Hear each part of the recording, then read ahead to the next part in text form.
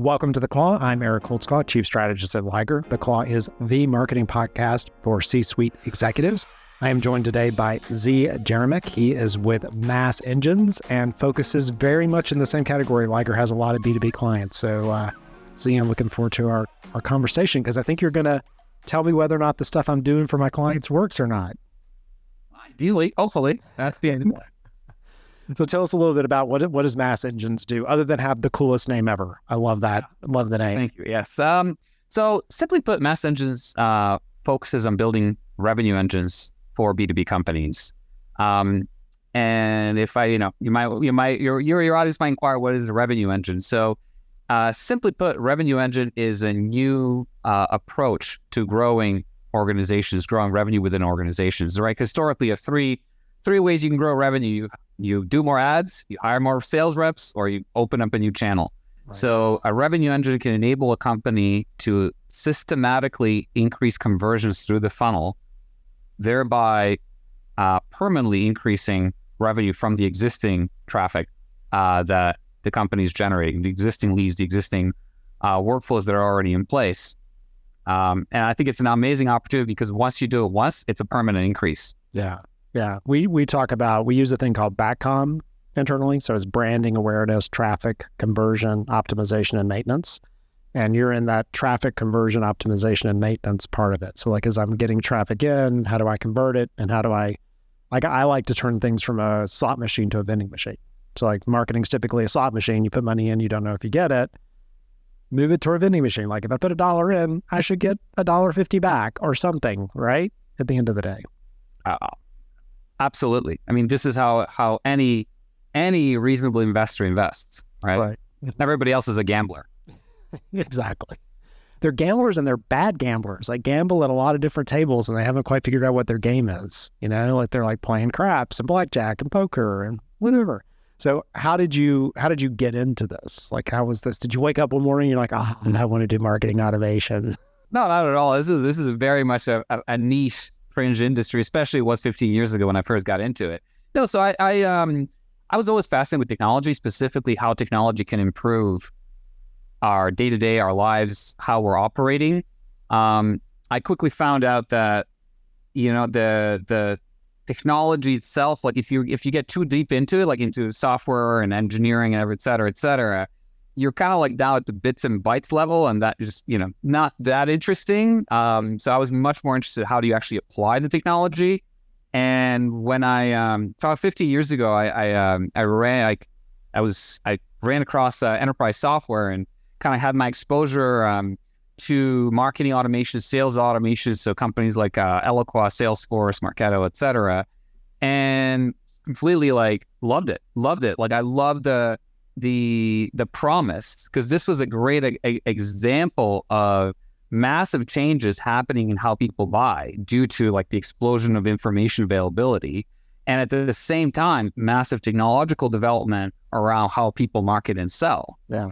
And so and then I think at the same time, when you look at what the promise really was behind, Salesforce didn't build a CRM. Yeah, they built a CRM, but the way they positioned and marketed it was always a sales automation platform. Right. And when you look at marketing automation, that from the start there was a bigger idea behind it. Yeah, initially it was like that. Marketing has a database and it has an ESP, and there's a website, et cetera. And so the idea with marketing was, how do we integrate this? But there was a much bigger promise behind it in that you can actually, and this is where I fell in love with the idea of the revenue engine. And again, this is not my great idea. I mean, this is really, if you look at the books that were published both by, for example, Eloqua, by Marketo, Revenue Disruption. Eloqua actually published a book called Revenue Engine in 2011. And they actually spelled out what the vision is, what the promise is, and how to actually go about it. And to me, it was, to be honest with you, that those books are a bit of a Bible for me. And an inspiration. I was just like, this is what I wanted to focus on. And I couldn't do it in the software side. I actually was at Eloqua for 4 years. The reality for any software company, they want to sell you software. Yeah. What you do with the software is up to you. So, and I wanted to actually solve the problem of, because I saw it time and time again. This is actually ubiquitous across the SaaS sector, is that what ends up happening in any SaaS software company is that 50 or 60% of the clients are actually using the bare minimum of the functionality that's being offered. You have 20 or 30% that are like trying to utilize more, trying to expand the usage. And then you have about 5 or 10% that are actually killing it. And it's those 5 or 10% that are selling everybody else because they're the ones that are generating results. Yeah. And the same was happening at Salesforce, the same was happening at Eloqua and Marketo, et cetera, et cetera. So I wanted to help increase that ratio from 5 or 10% up to 20, 30, 50%. There's no reason more companies can't leverage, especially when you're looking, these technologies are not just a piece of tech that makes it easier to do something. There's a fundamental transformation that a company can achieve by building a revenue engine in terms of how they enable the customer experience and how they serve the customer, and therefore how they accelerate the buying process. Yeah. And again, one of the reasons this is so relevant is because people, and again, 15 years ago, this is a pretty novel concept. Today, I think it's widely accepted, especially after the pandemic.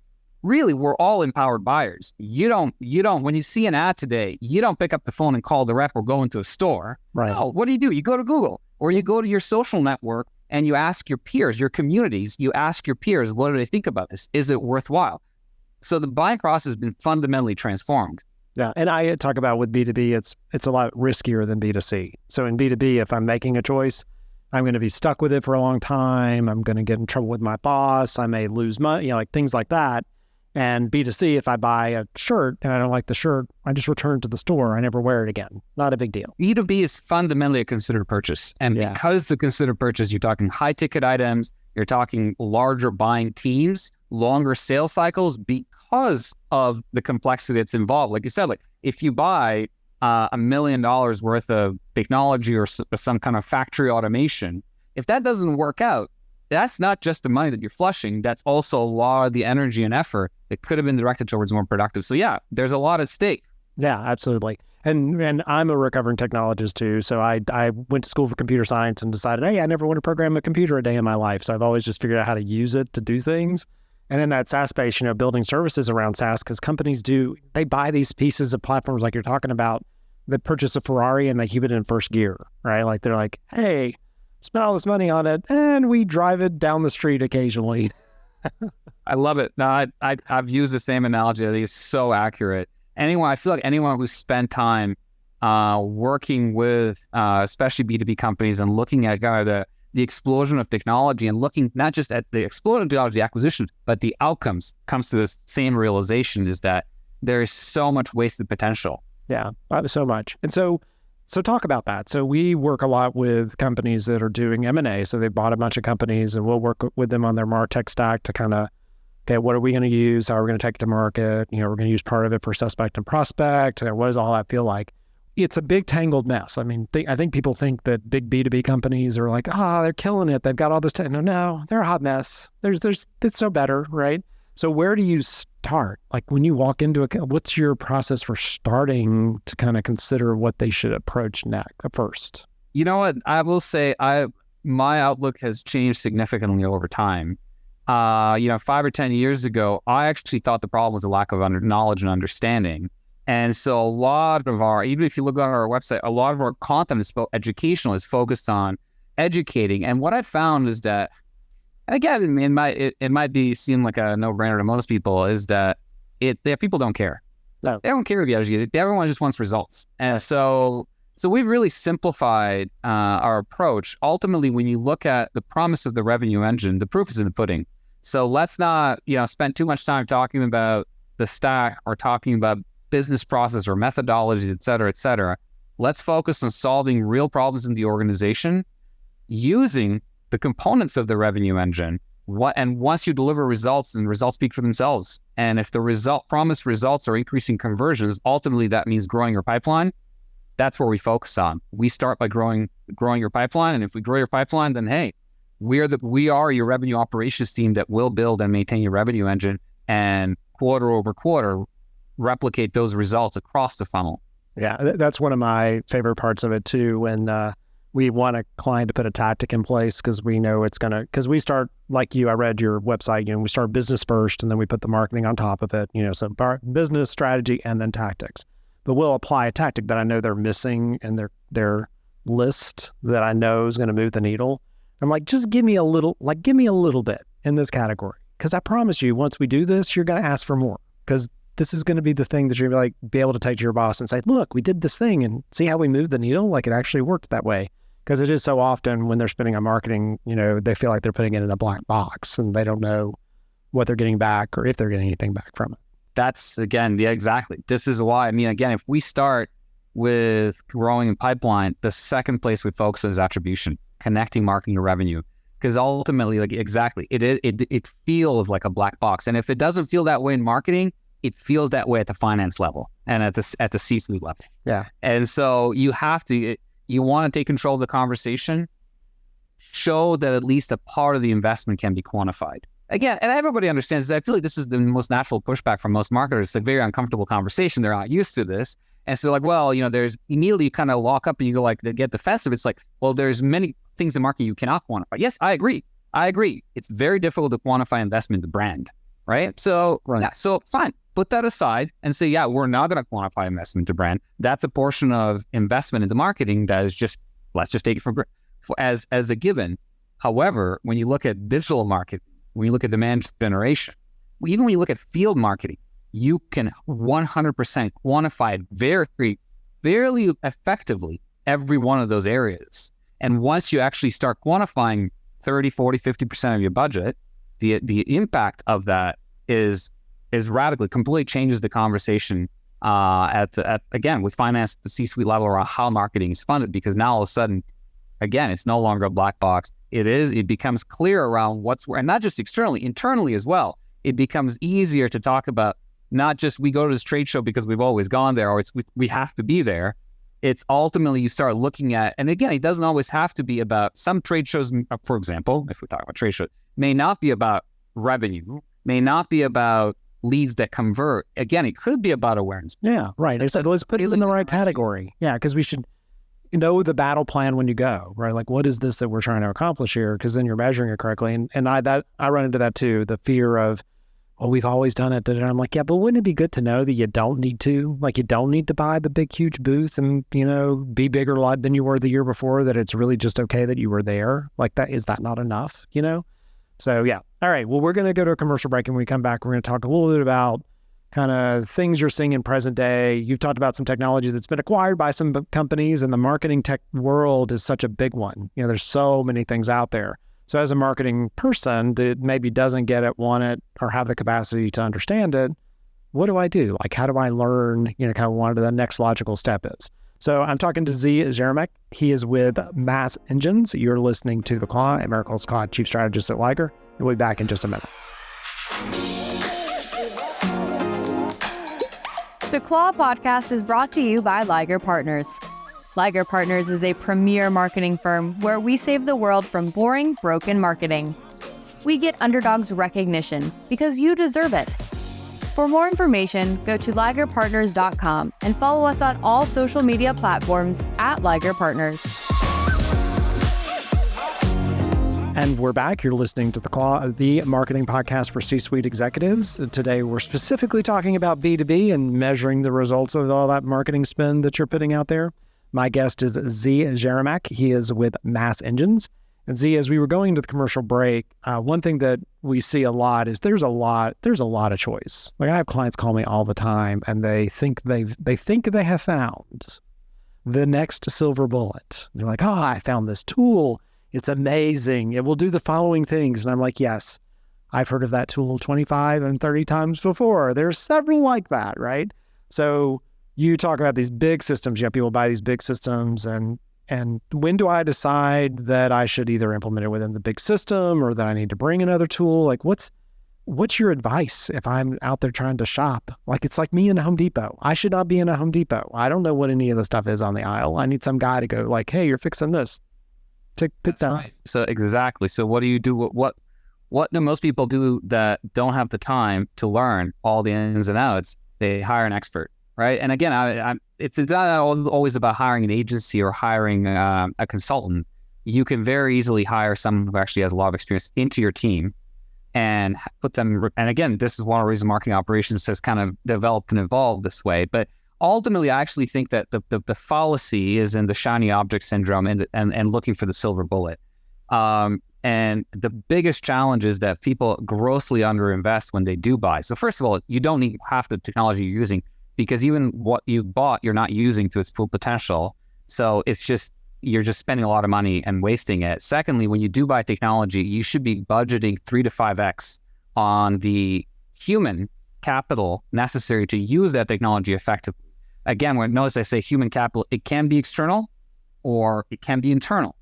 But if you're spending $100K on some MarTech tool, you should be spending $300 to $500K on the people to run that tool and the expertise necessary to run that tool. So, and again, I will say again, until you have the core of your stack running effectively, don't look at anything else. Don't waste time with anything else. You're not going to get the benefit of it. I think there's been a great rush to get all the tools and all the tech. And the reality is that most of that tool is, again, look at the SaaS stats. Most of those tools are underutilized. And at some point, eventually, you start looking at it, it's like, I'm spending $2 million in technology and marketing. What am I getting for that spend? And no one can answer that. Right. And that's where some of the challenges start. So look at the core. What's the core of any marketing stack? Ultimately, it's the CMS, it's the marketing automation platform, and it's your sales automation platform, really. And for most companies today, that's at the enterprise level, you're talking probably the, Adobe CMS, you're talking about, Marketo, Eloqua, Pardot, and you're talking Salesforce.com. Yeah. That's your stack. Get that stack to work flawless when it comes to lead management, passing leads through, qualifying, and we always used to like to say, no, be left behind. Right. So every lead should be disposed of. Yeah. Right. It should either be disqualified with a clear reason for disqualification that's actionable, or it should be converting through your funnel. Yeah. Once you get those, and now you want to improve the performance of your field marketing team, you want to improve the performance of your content, for example, et cetera, et cetera, et cetera, et cetera, et cetera. Then you look at point tools that will improve that specific channel or that specific area. Otherwise, again, you're going to end up with a toolbox of 10 toys that are being underutilized, and ultimately that's budget that's being wasted. Yeah. And learn that there's no such thing as a free or next to free tool. We found it. It's really cheap, or it's free. And it's like, no, it's not. Exactly. It's the opportunity cost, because even if it's cheap, ultimately you still need people to run it. Right. And those people, unless they have the expertise and can actually leverage effectively, or even more pertinently, you can have experts running a specific tool, but if your core stack is underperforming, configured, and again, it's not just technology, it's process. That's what we found time and time and time again. Your technology stack can be perfectly configured. It rarely is, but it could be. The disconnect is in the business process. Yeah. All right. And we can talk about like the disconnects around how leads get passed between different groups, the relevancy of leads that are being sent to sales. I mean, you ask any salesperson, and they always tell you, I need more leads. But then you ask them, well, you don't seem to be following up with some of those. Your leads are junk. Right? Absolutely. I have that in my presentation. It's like the marketing team says, we're sending them leads. And the sales team's like, they're all crap, right? Like, it's like, they're not doing anything with them. They're all crap. You got to get in the same room and realize you're on the same team on that kind of stuff too. Like, what is it that we need to do? And when you mean that, do you mean they're not ready for a demo today? Because that's not a thing. Like, you should may need to warm them up a little bit, right? Like, they want sometimes the sales team's like, we want a sellable lead. It's like, well, it's not sellable today, but it might be sellable in 2 or 3 months if we continue to do the right things. Yep. But if we send them to sales, they're not ready, and sales reaches out and there's no connection, or they just say, I'm not ready, and there's nothing to do afterwards, that becomes a dead lead. Absolutely. Drop them off in the abyss, the grain abyss. Exactly. And now it's almost worse than the alternative of actually like holding it back, nurturing it, and identifying when is the right time to engage. In my conversation with you, I think I've figured out why marketers, not marketing ops, because those are different things, but marketers probably hate what you just said. Because it's like the most boring part, right? Like, oh, I got to fix my base systems and get those to work. Like, I want to do the fun campaign and the activation and all the like, cool, that's what I went to school for. Like, I think I'm Don Draper, right? I'm going to come up with this big message. And where the finance team would be really excited about that, right? Like that's like, oh, that's like making the ledger work and the QuickBooks and whatever. And so marketers, they got sold a thing when they went to school. It's not just going to be about cool ideas. You got to actually then do all the kind of hard work behind it to make sure you can measure it. I love it. Absolutely. I think this is why the analysts are now covering the idea of the revenue, and they're talking about revenue operations teams that every company needs to have, because that becomes a team that's responsible for this. So you can have your star marketers focus on creative. You can have your star salespeople focus on connecting. But you have a team that's focused on looking at conversions and looking at optimizing business process and the systems underneath it to maximize the outcomes of both of those teams. Yeah, and that skill set of people who would do that work is not necessarily a marketing led. You can pull those from different categories like data scientists and people like that may have not traditionally thought of like marketing as their role. So that's kind of a fun way to repurpose those people and their skill sets. Absolutely. I think the key, and this is, in theory, marketing operations was supposed to be that team. I think in most organizations, marketing operations is at best a low-level IT team that's working within marketing, and it's grossly underutilized. So I think the key to effective marketing operations, or more importantly, I would say how it's evolving now is into revenue operations, is a clear charter. What exactly is this team accountable for? What does it need to be able to realize it? And if you staff it and you focus it, and ultimately you hold them accountable, they should be increasing conversions through the funnel. And if they're not, then they're not doing, something's wrong. Yeah. If they are, and if they can quantify it, something's right. Yeah, and what we've seen, so as we go in, we don't present ourselves as an agency. We present ourselves as a marketing firm because we do more than an agency. We're not just going to do a creative brief and whatever. And we end up taking the marketing tech stack away from the IT department. So as part of our onboarding, the IT department is like, would you please take this away from us? And the reason is the IT department wants to fix it and forget it. Like they want to fix a thing and they want to hope that you move on and never ask them to fix it again.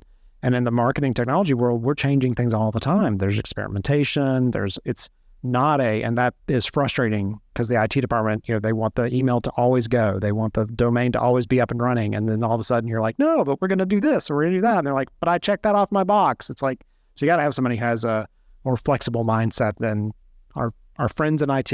Love our friends in IT, but theirs is about the utilities, making sure stuff stays and runs and whatever. Marketing is about experimentation until you get something that works and fine tuning it. So there's a natural conflict in that category. Yeah. Could not agree more. Yeah. Okay. So tell me about the future. So lots of things. We've got all kinds of AI and metaverse and yada, yada, yada. Like, what do you see in the future? Is it any different? Like, are we so still stuck and not just doing the basics that this is just noise? Like, what do you think the future looks like? I mean, in my humble opinion, I think absolutely, the world is constantly evolving and transforming. So will the metaverse become a real thing? I think absolutely. I think it's not a question. The only question is what version of it and what will it look like. Will AI become a thing? Absolutely. Is it a thing right now? Absolutely not. Anyone who's looking at AI right now is, unless they're looking for a very specific application to a very specific problem, I would say you're probably wasting your time. The AI technology is in its infancy, and the kind of problems we'd like it to solve, it's not able to solve right now.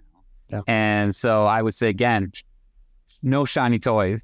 Let's leave it aside. Let's focus on the basics. Marketing has always been a creative endeavor. Whether you're being creative in the metaverse or on a billboard, ultimately it is a creative endeavor. Sales is about connecting with people. And so I think that those things I don't see those things changing. However, how we manifest our creativity and the channels we use to connect with people will continue to evolve and continue to change. And so how do people get in touch with Mass Engines? How should they find you? Where's your favorite place to hang out? I mean, the easiest place to find us and to learn a little bit more about what we do and how we can help is our website, massengines.com. I think massengines.com is the best place. Well, what about you? Do you hang out? Are you like a LinkedIn or Discord or like? What? Yeah, absolutely. So you can find me and the company on LinkedIn. We're also casually on Twitter, but really, but LinkedIn is probably the best platform to find us on. Jeremic Zee, JEREMICZ for me, or Mass Engines for the company, MASS Engines. Very nice. Well, thank you so much for joining me. It's been great to talk about this topic because it's, we go in as an agency because everyone wants to do all the fun creative stuff, but then you got to execute it. Like you got to actually deploy it. So you got to get in that marketing ecosystem and make sure that it's actually going out where you want it to. And then, eventually somebody's like, hey, we're spending this money. Where's it going? What does that look like? So you're addressing a part of the marketing ecosystem that's very, very important, but often overlooked. So I'm talking to Zee Jeremic. He is with Mass Engines. The Claw is the marketing podcast for C-suite executives. And until next time.